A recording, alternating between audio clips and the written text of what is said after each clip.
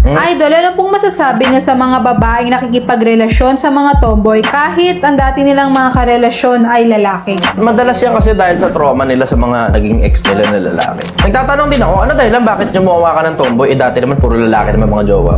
Pinaka-common, una sinasabi nila, number 1, trauma sa lalaki. Number 2, may pera kasi yung tomboy. Number 3, yung emotional needs nila na susuplayan ng tomboy. Kasi yung tomboy kasi babae rin yun eh. So alam ngayon ng tomboy kung paano kumarin yun ng babae kasi nararamdaman niya yung nararamdaman ng babae. Yun yung top 3 reasons based sa mga narinig ko galing sa mga babae na nagjojowa ng tomboy. Ang dami kong kakilala personal na magandang babae, magandang tomboy din yung isa. Pareha sila mukhang babae. Doon talaga ako nagtataka eh. Pareha sila mukhang babae. Sa bagay, hindi naman nakakapagtaka yun kasi may mga bakla din na ang pogi nung lalaki, ang pogi din ng bakla.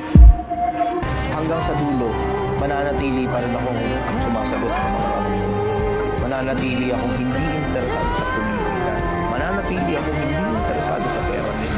Mananatili akong hindi interesado sa kasikatan, sa kayamanan, sa kapangyarihan, sa katanyagan. Mananatili pa rin akong sumasagot